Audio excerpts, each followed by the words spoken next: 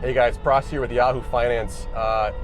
You're hearing some interesting noises here because I'm in a very, very, very special and also, I would say, a car that is worth a lot of money because this is a one-of-one concept prototype, the Lamborghini Lanzador EV. Joining me now is Ruben Moore, CTO of Lamborghini, to discuss what we're doing here. And this is crazy. Ruben, you guys were working on an EV for a while now, and I think many people are surprised that you debuted this car, potentially a car that would come out in 2028, here at Pebble Beach in 2023. So talk to me about how were you able to do this so soon? I mean, first of all, what you're driving here, it's really an honor also for us that you're driving this car because it's a real show car. So it's not really related to the final production car, but the development process for the production car has already started. So as you said, we're coming out in 2028, but for us it was important to showcase our vision for the first full electric Lamborghini already now, because we generated a different body type and we're so excited that we want to share this kind of new car with you and also with our fans and the audience. Yeah, we're going to talk to Mitja, the design director here about Lamborghini, about the external styling, but we want to talk to you more about what's going on under the hood. And for me, it's learning about this, dual motor setup here, but also the interesting E-axle in the back that it can allow for torque vectoring. Is that correct? Yeah, I mean, in general, not only on the rear axle, also on the front axle, for sure, one of the central pillars we want to present with this car is a typical Lamborghini driving feeling in the full electric case. Because I know that a lot of people ask me questions but how will a full electric Lambo drive? I mean, performance is one, but you need also some intelligent control functions to generate this typical Lamborghini very reactive driving feeling. Yeah, this is of course a concept, not even pre-production, so driving it very carefully here. We're talking about in the actual model 1,000 horsepower. One thing that really struck me is, obviously we have the external styling, which is quite intriguing and very Lamborghini-esque, but the inside gives and I know you're not a designer, but it gives me that kind of dynamic impression of movement and the future and the spaceship design. But is this a way to sort of compensate for the fact that we're not going to hear the sounds of a V12 or a V10? Would you say kind of compensating for that? I would not say compensating, because for sure, if you look at the interior, I mean, later Mitja will explain you the design in detail, but also from the engineering perspective, we make a lot of effort that you sit really like in one of our supercars, because the sitting position is very low, even more lower than in the Urus today. We have the A-pillar, you have the view. If you forget for 1 second that the car is elevated, you have the feeling that you sit in one of our supercars. And it's really explicitly engineered. If you ask me about the compensation, I would not say compensation, because for sure we're working also on the sound. It's not really decided how the sound will be like. We say for sure we will not be too artificial, and the sound has to be related to the reaction of the car. And finally, also, I strongly believe we have some really cool driving dynamic features in our mind that will bring the driving experience on the next level. We can do things with the car finally that we cannot do with a combustion car. Let's actually talk to design director Mitja about some of these design elements. Let's hear from him right now. Yeah. First of all, a car that is having surprising proportions. Yeah, it's really something new. The starting point is a super sports car proportion in a higher position, a pilot position.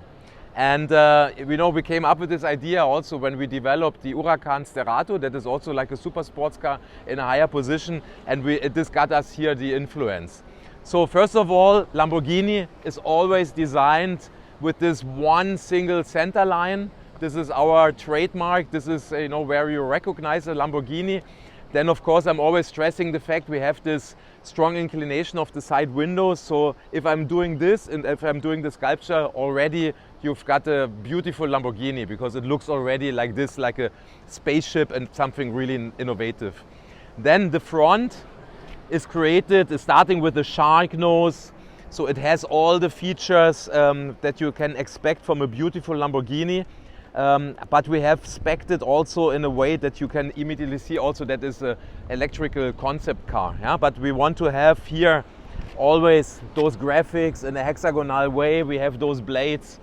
Then later I will talk you through on the details, but here we can start with the pilot glass. So to underline that this is a concept car, we have these radiator fins that are inspired from the world of the computer. So it looks like cooling fins from that world. We have here also integrated aerodynamic, but let me quickly talk you through on the body side. So first of all, the car is super low. We have this carbon fiber roof. The line here is underlining the low profile of the car. We have the DLO, as we call it. The DLO is taking inspiration from the Murcielago, for example, or also the Diablo, if you want. We have this crisp, sharp, Y-shaped line that is creating this wonderful long rear muzzle. For me, this is inspired from Terzo Millennio. And then also here, a Lamborghini EV concept should have also here an air intake. And so we have here this channel. We took inspiration from the Sian, and like this we are providing fresh air for this air intake that is feeding the blown diffuser.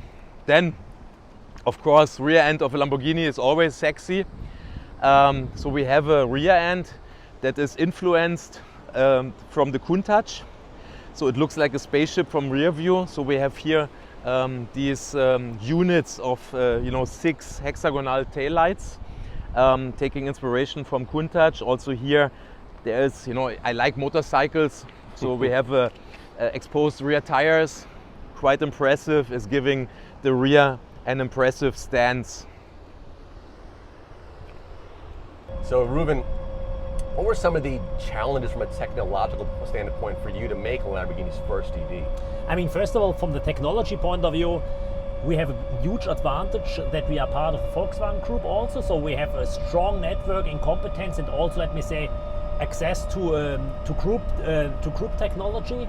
For us, the major thing is to make the right differentiation topics and to bring the driving behavior really on the level of a Lambo, because the people expect, the fans, our customers, they expect from Lambo something really outstanding. People expect from Lamborghini not any driving behavior. We want to have really a typical Lamborghini driving behavior. And I'm not talking about the acceleration times. For sure, you can be sure the car will be fast like hell. I mean, what the people expect from Lambo. Also, the top speed will be high. But the difference will make the driving experience. Today, a typical Lambo is touching your heart. I mean, you drive, you feel involved in the car. And this feeling, we will do also in the electric world. We will prove that it's possible even to do it more extreme in the electric world. Ruben, that was a very interesting drive for me. I know we have some other technology here with ADAS and things like that, and the way the car handles and things you can do more with EVs, but I guess I'll have another opportunity to do that at some point when the car is in an even another state. Absolutely. You will be invited, you can be sure. Thanks so much for this really, really special experience in this car from the future. It's a spaceship. You were the man behind a lot of stuff underneath the skin, and you'll be working on it more and more, but thanks again for your time. Really appreciate it. It was really a pleasure. See you. Thank you. Bye.